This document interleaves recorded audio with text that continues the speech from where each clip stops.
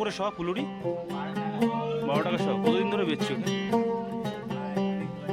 মানে এটা ছোট বলছো? এটা ছোট, আরো বড় হয় 20 কেজি 25। ওই যে বাংলা ইলিশ। এটা পোদ্দার ইলিশ। বাংলা ইলিশ। দেখো এটা আমাদের মিষ্টি হবে, এরকম আমাদের মিষ্টি হবে। একের পর এক চলছে কিন্তু ইনগ্রিডিয়েন্ট। দেখো নারকেল কুচি, বনভিটা। উনি জেলবন্দিতে কাটাচ্ছেন, তো নিজের ইচ্ছায় হয়তো সব জায়গায় যাওয়া যায় না, মানে সব জায়গায় যাওয়া যায়। এটা কিন্তু লক্ষ্মীনারায়ণ মন্দির। আর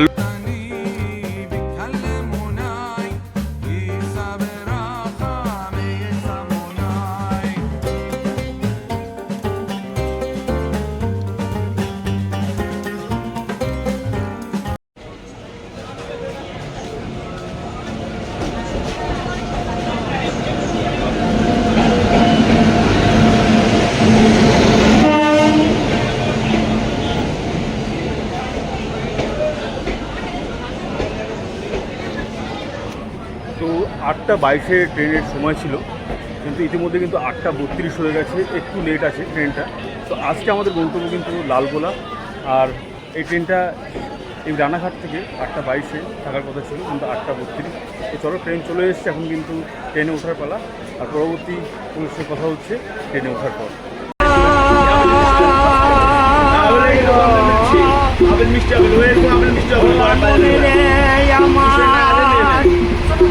কত দেবে? ও সাইকেলের দুদিকে চাকা মধ্যে ফাঁকা, সাইকেলের দুদিকে চাকা মধ্যে ফাঁকা, চলতে হবে আয় আয় আয় করে রে ভাই কলির সাইকেল, আয় আয় আয় করে রে ভাই কলির সাইকেল, সাইকেল ডবল বেলবালা। আরে পুরা ছোকরা দেখলে দাদা মনে হয় তোলা, সাইকেলে হাট কম দিও না, আবার টায়ার টিউ ঠিক রেখো ভাই, 5 জন হয় না। এবারে ধীরে ধীরে প্যাটেল করো ও দাদা, ধীরে ধীরে, ও দাদা ধীরে ধীরে প্যাটেল করো।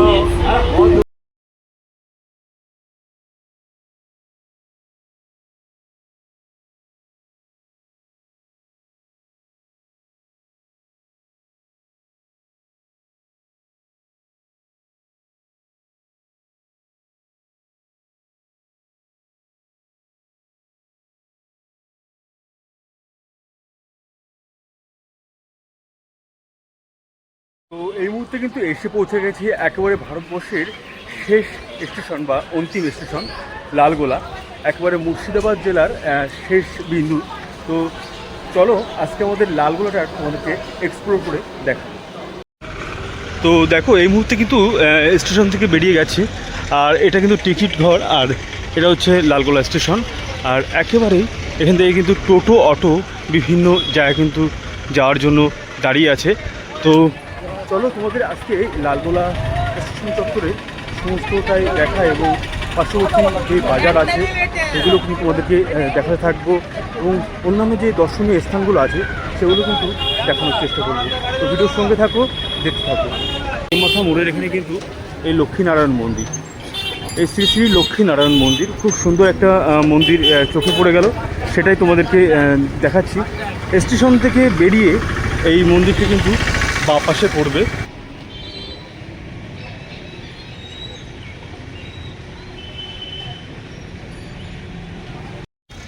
কিছুটা ক্রসিং করে এসে কিন্তু একেবারে চোখে পড়বে লালগোলা পুলিশ স্টেশন, মুর্শিদাবাদ এর অন্তর্গত এটা। আর একেবারে মার্কেটের ভিতর দিয়ে কিন্তু যাচ্ছি, বিভিন্ন দোকান পাশার কিন্তু রাস্তার দু সাইড দিয়ে আছে, যেমনটি আর কি থাকে বিভিন্ন শহরাঞ্চলে তেমনই আছে। আনারস কেটে কেটে বিক্রি হচ্ছে, কেটে কেটে মানে বিক্রি করেন, মানে কি টোটাল না আস্তেও বিক্রি করেন? এই কত করে, মানে 100 হিসাবে নেন নাকি? গোটা পিস একটা মানে 80 টাকা। এবার যারা কেটে নিয়ে যেতে চান তাদেরকে কেটে দেন, আর যারা আস্ত নিয়ে যেতে চান তাদের আস্ত, তাই তো? তো 80 টাকা। তো মানে বড় ছোট একই রকম নাকি? একই সাইজ। এই দেখো এগুলো কিন্তু 80 টাকা পিস। আর এই যে পিস পিস করে কাটা আছে এগুলো কিন্তু বাড়িতে নিয়ে যেতে পারবে তোমরা। তো খুব সুন্দর একটা পরিষেবা এখানে কিন্তু ওনারা দিচ্ছেন। একেবারে লালগোলা যে বাজার, সেই বাজারের অভ্যন্তরে কিন্তু প্রবেশ করে গেছি। তো দেখায় টাটকা যে সবজি এখানে, সেই সবজিগুলো, এই পটলগুলো একটু অন্যরকম সাইজ, হ্যাঁ দেশি পটল। তো দেখো এই পটলগুলোর কিন্তু একটু বেশি লম্বা, আর কাকিমা কিন্তু বললেন যে এটা কিন্তু দেশি পটল।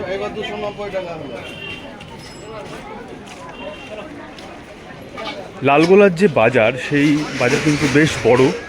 সবজি মার্কেট থেকে শুরু করে মাছের মার্কেট প্রভৃতি কিন্তু এইখানে আছে। তো সবজি মার্কেটটাই তোমাদেরকে দেখাচ্ছি এই মুহূর্তে। অসাধারণ কিন্তু বড় একটা মার্কেট, আর মানুষ দেখতেই পাচ্ছ যে হাজারে হাজারে মানুষ। আর এখানে সম্ভবত পাল্লা হিসাবে বিক্রি হচ্ছে।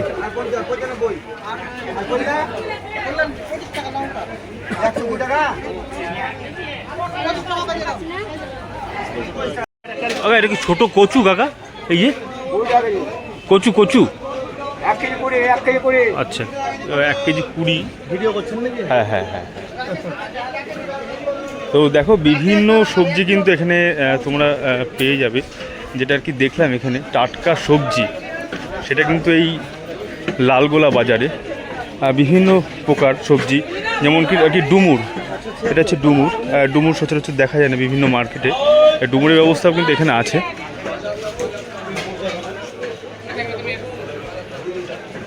মাথায় করে বোঝা নিয়ে কিন্তু যাচ্ছেন ওনারা নিজেদের মতন করে। মার্কেট থেকে বেরিয়ে এসছে, আর এই মুহূর্তে কিন্তু মাছ এবং মাংসের যে মার্কেট, সেই মার্কেটে গিয়ে ঢুকেছে। এগুলো কি ফুলুরি? কি শ হিসাবে বিক্রি করো নাকি শ হিসাবে? কত করে শ ফুলুরি? 12 টাকা শ। কতদিন ধরে বেচছো এখানে? মানে এর আগে বাবা বেচতেন, দাদু বেচতেন, মানে বংশ পরম্পরায় এই ব্যবসার উপরেই নির্ভর, তাই তো? এই ফুলুরি ছাড়া আর কিছু করো নাকি? লুচি সকালে করো, আর সন্ধ্যার দিকে কি করা হয়? বন্ধ, একবেলাতেই যেটুকু যা হয়। তো অবশ্যই লালগোলাতে আসলে কিন্তু দাদার ফুলুরির দোকানে কিন্তু এসো, ঠিক আছে? তো চলো যাই, একটু ঘুরে আসি যে অন্যান্য দোকানগুলো আছে সেগুলো দেখায় তোমাদেরকে। এখানে পাইকারি দোকান কিছু আছে, আর যেরকম বলছিলাম যে মাংসের দোকান, মাছের দোকান, সবজি মার্কেটটা ঘুরে আসার সঙ্গে সঙ্গে কিন্তু মাছের যে বাজার, মাছের বাজারে কিন্তু চলে এসছে। এবং একেবারে কিন্তু এখানে কিন্তু খুব কাছাকাছি, লালগোলা খুব কাছাকাছি কিন্তু পদ্মার যে টাটকা মাছ, সেই মাছ কিন্তু এখানে পাওয়া যায়। ইলিশ, এ কি পদ্মার ইলিশ নাকি দীঘার ইলিশ? আচ্ছা দীঘার, পদ্মার পাঙাশ। এই যে এটা হচ্ছে পদ্মার পাঙাশ। দেখো এই পদ্মা নদীর পাঙাশ, তাই তো? এটা ছোট বলছে? এটা এটা এটা পদ্মার ইলিশ। তো দেখো এটাই কিন্তু পদ্মার ইলিশ, আর এটা হচ্ছে ডায়মন্ডের ইলিশ, যেটা দীঘা আর কি।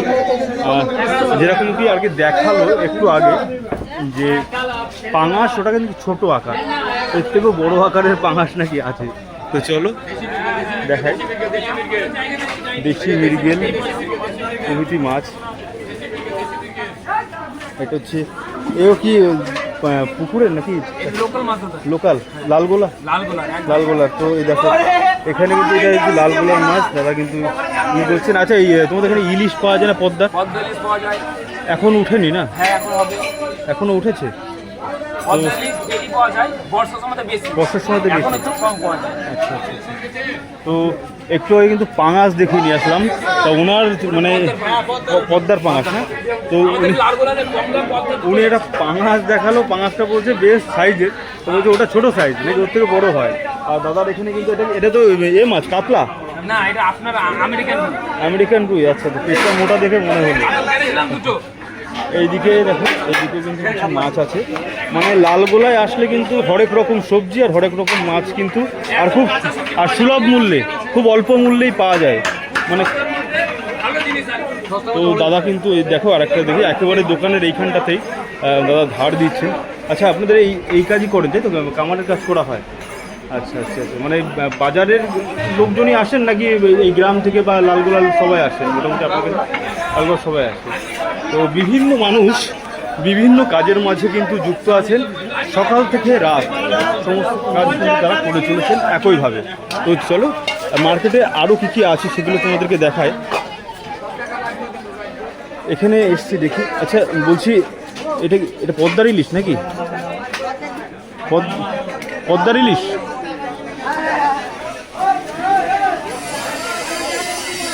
এটা কি মাছ? এটা পদ্মার কি? তাই বলছি। তো দেখো এটাই কিন্তু পদ্মার ইলিশ। তোমাদেরকে দেখাচ্ছিলাম যেটা ডায়মন্ডের ইলিশ আর দীঘার ইলিশের মধ্যে কিছু পার্থক্য আছে। আর পদ্মার ইলিশের মধ্যে এগুলো কিন্তু ছোটো একটু সাইজ, আর এটা বর্ষার সময় বেশি আর কি উৎপাদন হয়, আর বর্ষার সময় কিন্তু এখানে নিয়ে আসে। এগুলো টাটকা মাছ টোটাল। এটা কি মাছ? এটা হাড়, অনেকটা এই মাগুর মাছের মতো লাগছে, মাগুর মাছের মতো দেখতে লাগছে। আর মাছ কি? এটা কি সামুদ্রিক মাছ নাকি নদীর মাছ? এই পদ্মার মাছ। তোমাদের একটু দেখাই যে পদ্মার মাছ, এটা হচ্ছে হার্ড মাছ। হার্ড তো মাছ। পুরো সবজি বাজার ঘুরে আসলাম, পুরো মাছ বাজার, বিভিন্ন রকম মাছ কিন্তু এখানে উঠেছে। আর একটা জিনিস দেখতে পাচ্ছি, এখানে ছোটো মাছ খুব কম, যা আছে বড় মাছ, তাই তো? আপনি কতদিন ধরে ব্যবসা করছেন আপু? আমার 15-20 বছর। আচ্ছা আচ্ছা আচ্ছা। বলছি ইলিশ তোলেন তো? ইলিশ মাছ তোলেন তো? পদ্মার ইলিশ খুব কম আসে না? মানে একটু বৃষ্টি হলে কি এটা এখন নাই বললেই চলে। নাই বললেই চলে? আচ্ছা আচ্ছা আচ্ছা। এখন কি পদ্মায় জল আছে? পদ্মায় জল আছে। জল আছে, আচ্ছা আচ্ছা। তো শুনতেই পারলে যে খান্দুয়া চলে যান, দেখতে পাবেন। খান্দুয়া? আচ্ছা। এখান থেকে একটা টুকটুকি ভাড়া করে আপ ডাউনে আপনার 100-150 টাকা নেবে। একদম পদ্মাটাকে আপনি পুরো দেখতে পাবেন। আর একমাত্র তো মনে হয় এখানে এই মুর্শিদাবাদের লালগোলার অঞ্চলেই তো পদ্মা শুধু দেখা যায়। লালগোলা হচ্ছে আপনার একদম বাংলাদেশের বর্ডার, শেষ সীমান্ত। আপনি খান্দুয়া যাবেন, ওখান থেকে বাংলাদেশের ঘর বাড়ি সব দেখতে পাবেন। আচ্ছা আচ্ছা। ঠিক আছে, মানে রাজশাহী জায়গা? না, ওটা পড়ছে আপনার গুদাগাড়ি। আচ্ছা, গুদাখালী। তো গুদাগাড়ি দিক দেখো এই মার্কেটে এসে কিন্তু কাকুদের সঙ্গে কথা বলছি, আর ওনারা কিন্তু ডেকে ডেকে কথা বলছেন, খুব মিষ্টি তাদের ব্যবহার। আর আমরা জিজ্ঞাসা করলেন যে কোথায় বাড়ি, কোথায় গিয়ে এসছো, সবটাই কিন্তু ওনারা খুব দেখে এসে কথা বলছেন। মানে সত্যি কথা বলতে পারে প্রত্যেকটা জায়গায় গিয়ে কিন্তু একটা অন্যরকম অনুভূতির মধ্যে পড়ি। সেটা হচ্ছে যে মানুষের যে সততা, মানুষের যে ভালোবাসা এখনও কিন্তু মোটামুটি টিকে আছে। আর সেই জায়গায় দাঁড়িয়ে কিন্তু সবার সঙ্গে কথা বলতে এবং মিশতে কিন্তু আমাদের একটা অন্যরকম অনুভূতি লাগে। তো চলো সামনে কী আছে সেগুলো তোমাদেরকে দেখায়। কিন্তু এসে পৌঁছে গেছি লালগোলার একেবারে বাজারের অভ্যন্তরে। আর এখানে যারা রাত্রি যাপন করতে চান, এখানে এসে স্টে করে বিভিন্ন দর্শনীয় স্থানগুলো দেখতে চান, সেই তার জন্য যে আবাসিক বা হোটেলগুলো যেগুলো লাগবে, এটা কিন্তু একেবারে লালগোলার বাজারের মধ্যেই অবস্থিত সবার প্রিয় হোটেল। তো একটু কথা বলে নেবো, এখানকার যারা ওনার আছেন ওনার সাথে কথা বলে নেবো। ভাড়া কী কী আছে? AC non AC? Non AC আমাদের এসি। আচ্ছা, পুরোটাই নন এসি তাই তো? সেক্ষেত্রে ভাড়া কত বলছেন মাথা পিছু? ভাড়া 200-250, সিঙ্গেল বেড 200-250, বড় নিলে 400-400, 400-500। আর একটু যদি বেশি লোক থাকে তো 500-600 বেলা বড় রুম দিয়ে দেবো, বড় রুম আছে। আচ্ছা, বড় রুমও ব্যবস্থা আছে। তো এখানে কিন্তু বিষয় হচ্ছে যে যারা এখানে থাকতে আসছেন তাদের ক্ষেত্রে খাওয়া দাওয়ার সমস্যা হবে না, সকালবেলা টিফিনের ব্যবস্থা আপনাদের এখানে হয়ে যাচ্ছে। টিফিন এখানে লুচি, ডাল, পুরি সব ব্যবস্থা আছে। আর দুপুর থেকে 11টা থেকে রাত্রি 10টার মধ্যে খাবারের ব্যবস্থা আছে। তো সব মিলিয়ে একই সূত্রে কিন্তু বাঁধা এই সবার প্রিয় হোটেল। এখানে সকালে টিফিন থেকে শুরু করে রাতের ডিনার সবটাই কিন্তু এখানে হবে, এবং থাকার আবাসিক যে জায়গা। তো লালগোলা এসে কোথায় যাবেন, কোথায় গিয়ে থাকবেন, রাত্রি যাপন করবেন, সেটা কিন্তু অসাধারণ একটা জায়গা তোমাদেরকে উপহার দিলাম, সবার প্রিয় হোটেল। তো চলো সামনে কি আছে না আছে তোমাদেরকে দেখা যাবে। এখানে কিন্তু একটা জৈন মন্দির এখানে আমার চোখে পড়ে গেল, খুব সুন্দর একটা মন্দির, যেটা আর কি একেবারে বাজার থেকে বেরিয়ে এসে, লালগোলা বাজার থেকে বেরিয়ে এসে বিভিন্ন মন্দির কিন্তু চোখে পড়ছে। ভালো থেকো, চলো ঘুরে আসি। হ্যাঁ, তো যাচ্ছি এখন কিন্তু অন্য একটা ডেস্টিনেশন, সেগুলো কিন্তু তোমাদেরকে সবটাই দেখাবো। তো এই মুহূর্তে কিন্তু চলে এসেছি লালগোলা এমএন একাডেমির সামনে। আর এখানে এসে কিন্তু অনেকক্ষণ ধরেই হাঁটাচলা করার পরে একটু তৃষ্ণার্ত ভাব চলে এসছে। তো এখন দাঁড়িয়ে আছি কানাইদার লস্যির দোকানে। কানাইদার লস্যি এখানে নাকি খুব বিখ্যাত। তো কানাইদার লস্যি এখন ট্রাই করে দেখবো। তো চলো, একটু স্পেশাল মনে হচ্ছে দামগুলো কিন্তু একটু বেশি বেশি শুনলাম, যে 30, 40, 50। টক দই, আচ্ছা। কানাইদা তো? আমার নাম সাহেব বিশ্বাস, বাবার নাম কানাই বিশ্বাস। আচ্ছা, যাই হোক, মানে কানাইদার লস্যি হিসাবে এখানে বিখ্যাত। গুঁড়ো, বাদামের গুঁড়ো। আচ্ছা, বাদামের গুঁড়ো।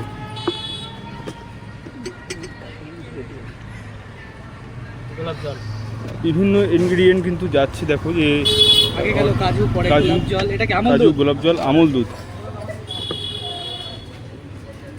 মানে লস্যি টেস্ট করার জন্য যা যা দরকার হয় সব আছে। আরো যাবে। এটা কি গেল? এটা Horlicks, Complan, Complan, Bournvita, Bournvita. বিরাট হেলদি হরলিক্স। তো লস্যি অনেক রকম খেয়েছো, কিন্তু বর্নভিটার লস্যি এই লালগোলাতে এসে কিন্তু এখন ট্রাই করব। ওই যে আমাদের লস্যি রেডি। দাদা এটা কি হরলিক্স দাও নাকি লস্যিতে? তাই কমপ্লান গেছে, হরলিক্স যাচ্ছে। আগে কমপ্লান ছিল, এবার দেখো, হরলিক্স। আজকে তোমাদের মিন্টুকে কিন্তু এই লস্যি খাওয়াবো, ঠিক আছে? বুস্ট করাবো আজকে মিন্টুকে। আর তারপরে এই দেখো আবার যাচ্ছে দই, তারপরে আবার দিচ্ছে দই, দেখো কতটা। মানে কোনো অংশে কিন্তু কম কিছু নেই। তার মানে যেহেতু 100 টাকা 30 টাকা 40 টাকা যেটা দাম বলছে, সেই জায়গায় দাঁড়িয়ে কিন্তু 100 এই টাকা লস্যিটা লস্যি কিন্তু এক গামলা। অসাধারণ হবে। 100 টাকা লস্যি এক গামলা, মানে ওটা হবে ফ্যামিলি প্যাকেট। জেলি, একের পর এক চলছে আরো কিন্তু আছে ইনগ্রিডিয়েন্ট, দেখো নারকেল কুচি, আরো কিছু আছে?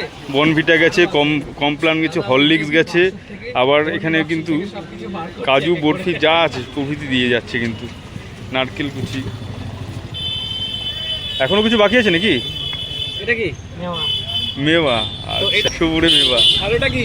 এটাও জেলি, আমের জেলি, আম শক্ত টত্ত দিয়ে আম তৈরি শক্ত, করা হয়েছে। একটু কালারফুল আম শক্ত আর কি। কাজু তো এবার কিশমিশ, হচ্ছে কিসমিস, তার মানে কাজুও পড়বে উপরে, এমন ভাবে ভর্তি হয়ে গেছে পড়ে না যায়। এবার চলছে হচ্ছে কাজু, আরো আছে কিছু, শেষ। এবার খাওয়ার পালা নাকি? উপরে ইয়েটা দেবে তো, স্ট্র। আপনি দেখেন এটা কি? তো চকলেট সিরাপ। এই সাহেবদা কিন্তু চকলেট। বেশ কায়দা করে কিন্তু লস্যি তৈরি করছে, দেখো। এ তো লস্যি প্রো ম্যাক্স হয়ে গেল। এবার হচ্ছে চামচ। তো যেহেতু এটা ঘনত্বটা বেশি, সেহেতু কিন্তু স্ট্র করে তোমরা খেতে পারবে না, সে কারণে কিন্তু চামচের ব্যবস্থা করা হচ্ছে। তো অসাধারণ লস্যির একটা জায়গা তৈরি হচ্ছে, কারণটা কি যেটা বলা চলে, দেখো মিন্টু কিন্তু এখন নিচ্ছে, আর একটা লস্যি খেলে আর কিছু খাওয়া লাগবে না, মধ্যে কথা বলা চলে। একেবারে এমএন একাডেমির সামনে দিয়ে কিন্তু চলে এলাম, আর চোখে পড়ে গেল মদন মোহন রায় মঞ্চ। দেখো এখানে কিন্তু বিভিন্ন অনুষ্ঠান সূচি কিন্তু এখানেই হয়, বছরের বিভিন্ন সময় বিভিন্ন অনুষ্ঠান সূচি কিন্তু এখানে উদযাপন করা হয় এই মদন মোহন রায় মঞ্চতে। তো খুব সুন্দর একটা জায়গা, আরও দর্শনীয় স্থানগুলো আছে, সেগুলো তোমাদেরকে দেখানোর চেষ্টা করব। ভিডিওর সঙ্গে থাকো, দেখতে থাকো, সবটা কিন্তু তোমাদের সামনে উপস্থাপন করব। মদন মোহন মঞ্চ থেকে একটু এগিয়েই যেটা চোখে পড়লো সেটা হচ্ছে রবীন্দ্র নজরুল উদ্যান। একেবারে রাজবাড়ির পূর্বেই কিন্তু যেটা চোখে পড়লো সেটা কিন্তু নজরুল উদ্যান। আর এই দাদার সঙ্গে দেখা হলো, দাদার সঙ্গে একটু কথা বলে নেবো। আচ্ছা, এই উদ্যানটা কতদিন হয়েছে মোটামুটি তৈরি হয়েছে এখানে? 2016 সালে। 2016 সালে তৈরি করা হয়েছে। এখানে কি বিভিন্ন মানুষের কি সমাগম হয় বিভিন্ন সময়? পিকনিক, বিভিন্ন সবাই পিকনিকের ব্যবস্থা? পিকনিকটা হয় না, পিকনিকটা হয় না, বিভিন্ন মানুষ বিভিন্ন সময় কাটাতে সময় আসে। আসে 6টা অবধি খোলা থাকে, 2 ঘন্টা। আচ্ছা, মানে বিকেলটাই খোলা থাকে। তো দেখো এখানে লোকালের লোকই বেশি আসে বাইরে থেকে। আপনার নাম কি? আমার নাম তপু দাস। আচ্ছা, আপনিও এই এলাকার আমি লোকাল? পাশেই বাড়ি। আচ্ছা, তো দেখো খুব সুন্দর কিন্তু এখানে পরিপক্কভাবে খুব সুন্দর নকশা তৈরি করা হয়েছে। এই একটা পার্কে যেটা আর কি থাকা দরকার আছে, সেগুলো কিন্তু টোটালটাই কিন্তু গুছিয়ে সাজিয়ে কিন্তু রাখা হয়েছে। তো চলো একটু সামনের দিকে নিয়ে যাই নজরুল উদ্যানের। এখানে কিন্তু মানুষ একটু সময় কাটাতে আসেন, তাদের সময় সপ্তাহান্তে শেষেও আসেন, এবং বিভিন্ন সময়ে কিন্তু বিকেলবেলার টাইমটা তারা কিন্তু এখানে এসে একটুখানি সময় কাটান এই নজরুল উদ্যানে। মানে লালগোলাতে কিন্তু বিভিন্ন জায়গায় বিভিন্ন দর্শনীয় স্থানের সঙ্গে সঙ্গে কিন্তু তাদের মনোরঞ্জন করার যে জায়গাগুলো সেগুলো কিন্তু আছে চারিদিকে ছড়িয়ে ছিটিয়ে। তো চলো এই পাশে বাচ্চাদের জন্য যেসব রাইডিংয়ের যে ব্যবস্থা আছে, রাইডের যে ব্যবস্থা সেগুলো তোমাদেরকে দেখায়। সেই জন্যে যেসবগুলো আছে বিভিন্ন রাইডের ব্যবস্থা।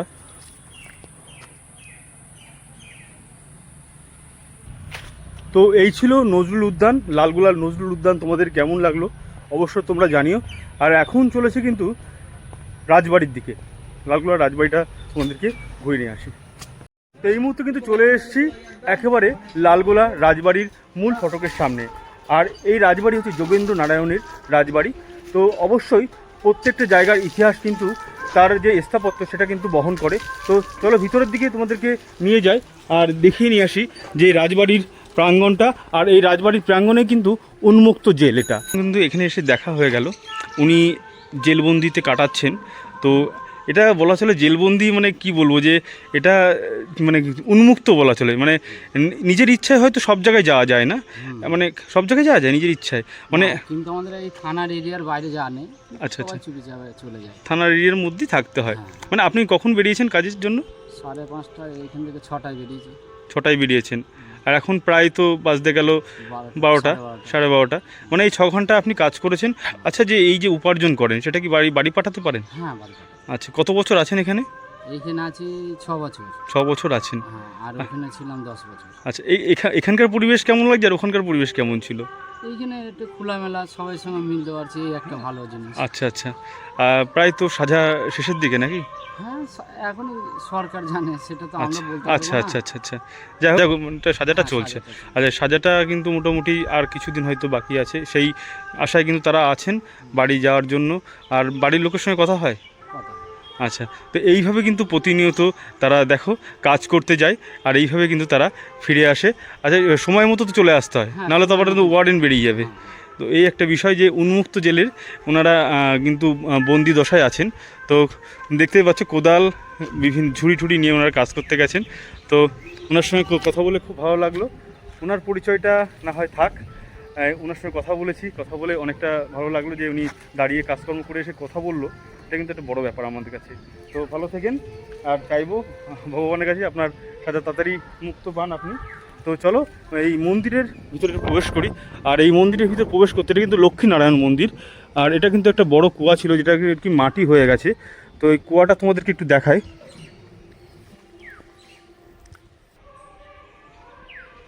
এটা কিন্তু লক্ষ্মীনারায়ণ মন্দির, আর লক্ষ্মীনারায়ণ মন্দিরের মধ্যে প্রবেশ করছি। এটা কিন্তু পুরনো দিনে কিন্তু একটা সুন্দর মন্দির ছিল, সেই মন্দিরটা কিন্তু ধ্বংস হয়ে গেছে কালাক্রমে। এখন এই মুহূর্তে কিন্তু নবনির্মিত এই মন্দির। তো মন্দিরটি কিন্তু কিছু বছর আগেও ছিল না, মানুষের কাছে যেটুকু শুনলাম। তো এখন এই মুহূর্তে তৈরি হয়ে গেছে আর পুজো অর্চনাও কিন্তু হচ্ছে। তো তোমাদেরকে একটুখানি দেখানোর চেষ্টা করব মন্দিরের চত্বরটা। দেখো, হনুমানজি আছে, হনুমানজির মন্দির, আর একেবারে ভিতরে কিন্তু লক্ষ্মীনারায়ণ আছেন। মানে বেশ বড় মন্দির, এখান থেকে দেখা যাচ্ছে কিন্তু বেশ বড় মন্দির এটা, আর খুব সুন্দর কাজ। এটা নবনির্মিত মন্দির। রাজা যোগেন্দ্র নারায়ণের সময় এই মন্দির তৈরি করা হয়েছিল। পরবর্তীতে এই মন্দির কিন্তু প্রায় ধ্বংস হয়ে গেছিলো, আর এখন এই মুহূর্তে আবারও নবনির্মাণ হয়েছে এটা। তো খুব সুন্দর মন্দির তৈরি করা হয়েছে। লালগোলায় যারা আসছেন মুক্ত জেলের সঙ্গে সঙ্গে কিন্তু এই মন্দিরটাও কিন্তু দর্শন করতে ভুলবেন না। চলুন সামনের দিকে আপনাদের নিয়ে যায়। আর এটা কিন্তু সেই উন্মুক্ত জেল, যেটা আর কি দেখানো যাবে না। তো চলো সামনে কি আছে না আছে সেগুলো তোমাদেরকে দেখা। যেতে যেতে কিন্তু দুজন মানুষের সঙ্গে দেখা হলো। তো একটু জিজ্ঞেস করে নিই কাকুর কাছে যে এখানে কি ওই উন্মুক্ত জেল দেখতে এসেছিলেন? হ্যাঁ, উন্মুক্ত জেল বা এই যে রাজবাড়ি আছে, রাজবাড়ি আছে। আচ্ছা আচ্ছা, কেমন লাগলো? খুব ভালো লেগেছে। আপনাদের বাড়ি কোথায়? আমাদের বাড়ি অ্যাকচুয়ালি নদীয়াতে। নদীয়াতে, আচ্ছা আচ্ছা, লালগোলাতেই আপাতত থাকেন। আচ্ছা আচ্ছা আচ্ছা, এই সপ্তাহান্তের শেষে একটু ঘুরতে যাওয়া হয় আর কি, সেই কারণে এখানে আসা। আচ্ছা, তো উনি কিন্তু নদীয়াতে বাড়ি, তা এখানেই থাকা হয় কর্মসূত্রে। সেক্ষেত্রে কিন্তু এখানে ঘুরতে এসেছেন উন্মুক্ত জেল এবং রাজবাড়ি এবং এই লক্ষ্মীনারায়ণ মন্দির। খুব সুন্দর মন্দির, যান ঘুরে আসেন, দেখুন, আর ভালো থাকবেন।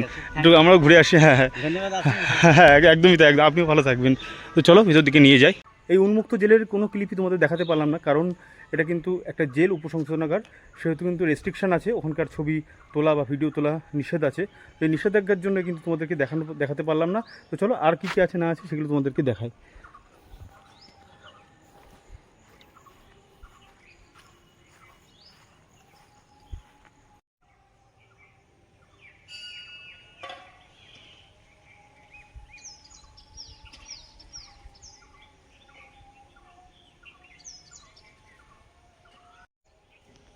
তো দেখো, এই আভিজাত্য ভরা এক সময়ের সেই রাজবাড়ির অবস্থা এখন প্রায় ধ্বংসের দিকে।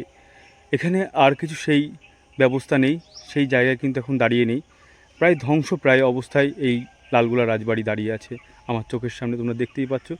মানে সেই সময়কার আভিজাত্য কিন্তু ফুটে উঠছে বিভিন্ন দেয়ালে, বিভিন্ন পাঁচিলের, বিভিন্ন জায়গায় কিন্তু বিভিন্ন নকশা কথির মধ্যে দিয়ে। তো আমার ঠিক পেছনে কিন্তু ইতিহাসকে সাক্ষী করে দাঁড়িয়ে আছে সেই লালগোলা রাজবাড়ি।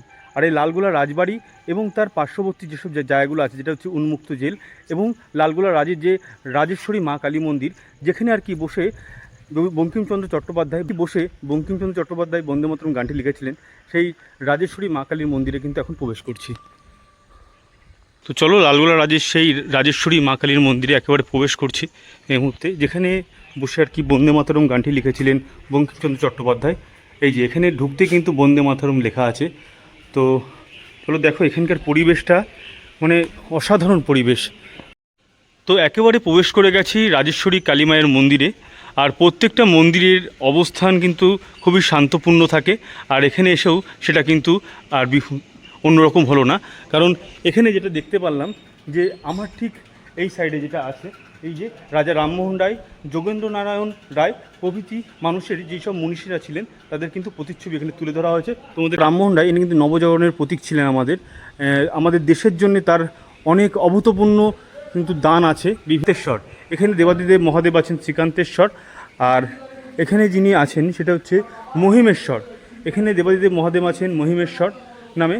তো এখানে আরেকজনের প্রতিচ্ছবি কিন্তু আমি চোখে পড়ে গেল, এটা হচ্ছে যোগেন্দ্র নারায়ণ রায়, যিনি আর কি এই লালগোলারই রাজা ছিলেন, তারই প্রতিচ্ছবি। দেখো উনি কিন্তু এক মহান মানুষ ছিলেন, বঙ্কিমচন্দ্র চট্টোপাধ্যায়, যিনি আর কি ঠিক এই মন্দিরের প্রাঙ্গণে বসে কিন্তু বন্দে মাতরম যে গানটি, দেশত্ববোধক গান, দেশের জন্য গান করেছিলেন এই মন্দিরের এই প্রাঙ্গণে বসেই। তৎকালীন সময় হয়তো এই মন্দিরটা এত সুন্দরভাবে পরিপাট্য ছিল না, কিন্তু এখন কিন্তু সেই জায়গায় দাঁড়িয়ে কিন্তু অনেক পরিষ্কার পরিচ্ছন্ন এবং অনেক সুন্দরভাবে কিন্তু গোছানো হয়েছে। তো আর একটু দেখিয়ে নিয়ে আসি তোমাদেরকে। কাজী নজরুল ইসলাম থেকে রবীন্দ্রনাথ ঠাকুর প্রভৃতি মনীষী এখানে কিন্তু এসেছিলেন বিভিন্ন সময়। তার যে উদ্ভাবন এই মন্দিরে, তার ইতিহাসটা তোমাদেরকে একটু জানানোর চেষ্টা করি। এটা কিন্তু হাড়িকাঠ, দেখো খুব সুন্দরভাবে এই হাড়িকাঠের এসেটে কিন্তু আলপনা করা আছে। হাড়িকাঠ মায়ের এখানে উদ্ভাবন যেই ইতিহাস, সেটা হচ্ছে রাজা যোগেন্দ্র নারায়ণ রায়, তিনি কিন্তু স্বপ্নাদেশে পেয়েছিলেন মন্দিরের ঠিক পেছন দিকটাতে একটা পুকুর আছে, সেই পুকুরটার নাম কলকলি। আর এই কলকলিতেই কিন্তু মায়ের উদ্ভাবন হয়েছিল একটা কাঠের মাধ্যমে। সেই কাঠ দিয়ে কিন্তু তৈরি করা হয়েছিল সেই সময়কার রাজেশ্বরী মাকে। তো তোমাদেরকে এই মায়ের একটু দর্শন করিয়ে নিই। মা রাজেশ্বরী,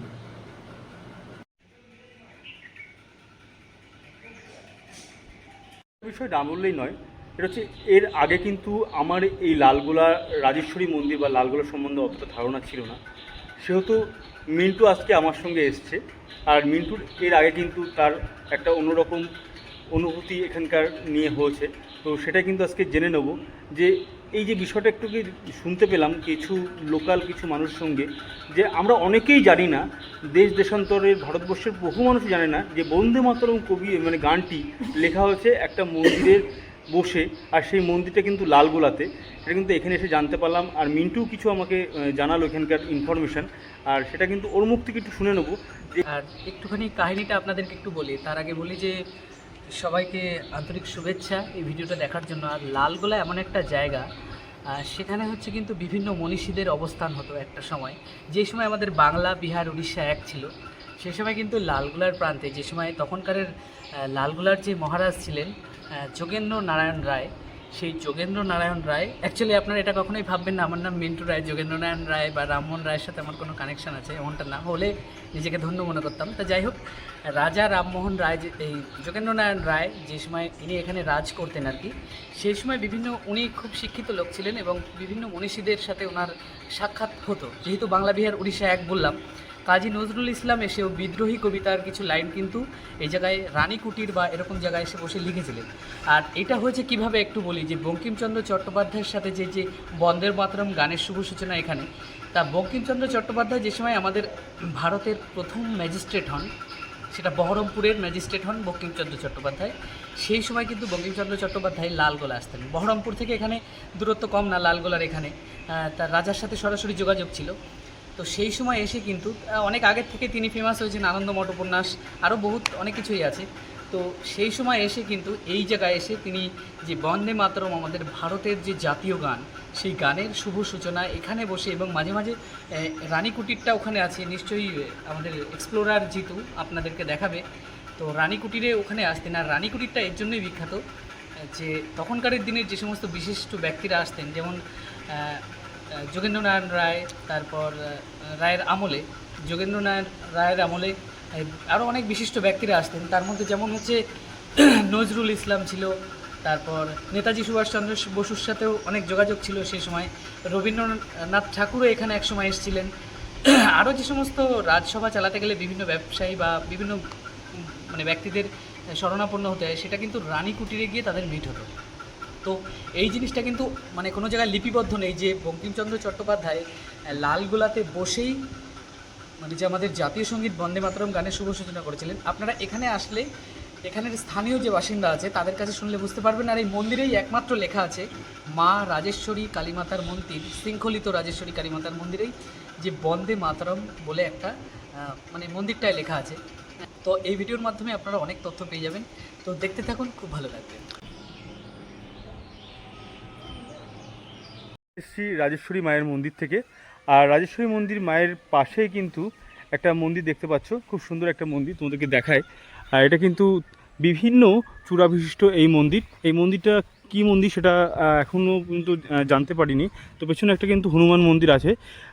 সব মিলিয়ে এখানে কিন্তু মন্দির আর মন্দির, আর এদিকে কিন্তু এটা রানীকুটিটা দেখাবো। আর এই দূর থেকে তোমাদেরকে দেখায়, একটু দেখানোর চেষ্টা করছি। এই যে দূরে যেটা দেখতে পাচ্ছ ওটাই কিন্তু উপসংশোধনাগার বা রাজবাড়ি, এখন যেটা আর কি জেলখানা হয়েছে, উন্মুক্ত জেলখানা। একেবারে সামনাসামনি কিন্তু দেখানো যাচ্ছে না, ওখানে নিষেধাজ্ঞা আছে, যে কারণে দেখাতে পারলাম না তোমাদেরকে। আর যেটা তোমাদেরকে রাজবাড়ি বলছিলাম, হ্যাঁ রাজবাড়ি ঠিকই, মানে রাজ পরিবারেরই একটি বাড়ি। এটা হচ্ছে রানী কুটির, এখানে রানীমা থাকতেন। আর আর উপসংশোধনাগার যেটা আছে সেটা কিন্তু আসলেই রাজবাড়ি, এখন সেটা আর কি উন্মুক্ত জেল হয়েছে। আর বিভিন্ন মনীষীরা আসতেন, আর এখানে কিন্তু বিভিন্ন বৈঠক কিন্তু বসতো সেই সময়কালে। কিন্তু বেরিয়ে যাচ্ছি এই রাজবাড়ি চত্বর থেকে, বেরিয়ে গিয়ে আমি তোমাদেরকে দেখানোর চেষ্টা করছি যে কলকলি নামে যে অভিহিত যে জায়গাটা, সেই কলকলিটা তোমাদেরকে একটু দেখানোর চেষ্টা করব। তো একদমই তাই, এই দেখো এটাই কিন্তু কলকলি। একটা সময় এটা পদ্মার সঙ্গে কিন্তু যুক্ত ছিল, আর এইগুলো কিন্তু ঘাট ছিল। এই ঘাটগুলো কিন্তু কালাক্রমে কিন্তু একেবারে ধ্বংসের মুখে। এখানে কিন্তু রাজপরিবারের সেই কলকলি, বিশাল এক জলাশয় ছিল, মানে এখান থেকে যেটুকু দেখা যাচ্ছে দূর দূরান্তর থেকে এই শুধু কলকলির এই প্রান্তর, মানে কোনো জায়গায় কিন্তু শেষ নেই। এটা কিন্তু পদ্মার সঙ্গে একসময় যুক্ত ছিল, এবং কালাক্রমে পদ্মা সরে গেছে এখান থেকে, পদ্মার থেকে জল এখানে এখন আসে না। এই কলকলি থেকে কিন্তু মায়ের ওই কাঠটা পাওয়া গেছিলো, অলৌকিক কাঠ, যেটা দিয়ে আর কি মায়ের মূর্তি তৈরি করা হয়েছিল। মাছ ধরে এলেন? আচ্ছা আচ্ছা, দাদা কিন্তু গেছিলেন মাছ ধরতে। মাছ পেয়েছেন? পিউলি, ইলিশ হয়নি? পিউলি, আচ্ছা। তোমাদের ছিলেন? সকাল 8টা নাগাদ গেছিলেন দাদা। তো এই পদ্মা নদীর মধ্যে দিয়েই কিন্তু একপাশে বাংলাদেশের অবস্থান, একপাশে কিন্তু ভারতবর্ষের অবস্থান। তো নদী কিন্তু দুটো ভাগে ভাগ হয়েছে, একটা ভারতবর্ষের দিকে একটা অংশ, আর একটা কিন্তু বাংলাদেশের অংশ। আর ওপাশে ওই চরটা দেখা যাচ্ছে ওটা বাংলাদেশ, আর আমি দাঁড়িয়ে আছি ভারতবর্ষের শেষ গ্রাম। যেতে কিন্তু আর একটা মন্দির চোখে পড়ে গেল, রঘুনাথ বাড়ি।